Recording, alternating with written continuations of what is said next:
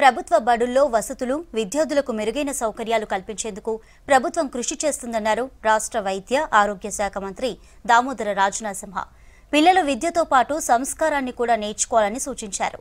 హైదరాబాద్ సోమాజిగూడలోని రాజ్ భవన్ హైస్కూల్లో జాతీయ నులిపురుగుల నిర్మూలన దినోత్సవంలో కార్యక్రమంలో పాల్గొన్నారు మంత్రులు దామోదర రాజనరసింహ, పొన్నం, ఎంపీ అనిల్ యాదవ్, ఎమ్మెల్యే దానం నాగేందర్. రాబోయే వారం రోజుల్లో ప్రతి స్కూలు, అంగన్వాడీల్లో పిల్లలకి టాబ్లెట్స్ ఇస్తామని చెప్పారు దామోదర. పిల్లల శారీరక ఎదుగుదల కోసం డీవార్మింగ్ టాబ్లెట్స్ వాడాలని చెప్పారు మంత్రి పొన్నం.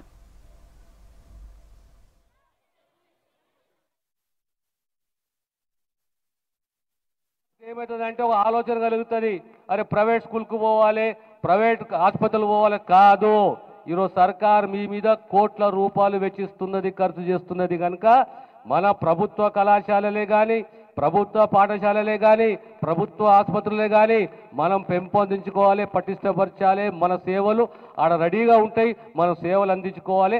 ప్రతి ఒక్కరికి చెప్పాలి మన తల్లిదండ్రులకు, మనము ప్రభుత్వ పాఠశాలకు పోదాము, మనము ప్రభుత్వ కళాశాల చదువుకుందామనే ఆలోచన ఎప్పటికీ మనకు ఉండాలి. ఈ ట్యాబ్లెట్స్ మీ అందరు కూడా, మా పెద్ద మనుషులందరూ ఒక్కొక్క ట్యాబ్లెట్ ఒక్కొక్క స్టూడెంట్కి ఇచ్చి రాబోయే వారం రోజులు ప్రతి స్కూల్లో, ప్రతి కళాశాలలో, ప్రతి అంగన్వాడీ సెంటర్లో, ప్రతి కమ్యూనిటీ హాల్లో, ప్రతి కుటుంబంలో ఉన్న పిల్లలకు ఈ ట్యాబ్లెట్స్ అందియాలి అని చెప్పి ఓ సదుద్దేశంతో పిల్లల శారీరక ఎదుగుదలకు సంబంధించి ఈ యొక్క అల్ఫండజోల్ మెడిసిన్ వేసుకుంటా ఉన్నాం.